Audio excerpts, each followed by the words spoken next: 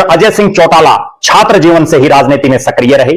उन्होंने अपने राजनीतिक जीवन का पहला चुनाव हरियाणा से नहीं, साथ लगते राजस्थान से लड़ा और 1989 में दातारामगढ़ से और 1993 में नौहर विधानसभा क्षेत्र से वो विधायक बने। राजस्थान की राजनीति में एक्टिव डॉक्टर अजय सिंह चौटाला चौधरी देवीलाल द्वारा दिखाई नक्शे कदम पर चलने के लिए हरियाणा की राजनीति में सक्रिय होते हैं और 1998 में उस समय के हरियाणा प्रदेश के मुख्यमंत्री चौधरी बंसीलाल के बेटे चौधरी सुरेंद्र सिंह की टक्कर में भिवानी लोकसभा से हरियाणा के अपने राजनीतिक जीवन का पहला चुनाव लड़ते हैं। चुनाव में हार होती है लेकिन मुड़ करके पीछे नहीं देखते। एक ही साल बाद फिर चुनाव आता है 1999। इसी भिवानी की धरती, वही चौधरी सुरेंद्र सिंह, और चुनाव जीतते हैं डॉक्टर अजय सिंह चौटाला। भिवानी लोकसभा से सांसद बनते हैं। उनके पिता हरियाणा प्रदेश के मुख्यमंत्री चौधरी ओम प्रकाश चौटाला, और 5 साल अनथक मेहनत करके लोगों के बीच में रह करके विकास के नए नए काम करवाने का रिकॉर्ड बढ़ाते हैं डॉक्टर अजय सिंह चौटाला।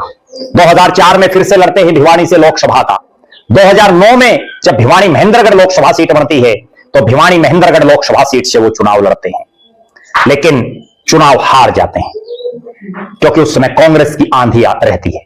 फिर लड़ते हैं 2009 में अपने राजनीतिक जीवन में हरियाणा में पहली बार विधानसभा का चुनाव अपने पैतृक विधानसभा क्षेत्र डबवाड़ी से।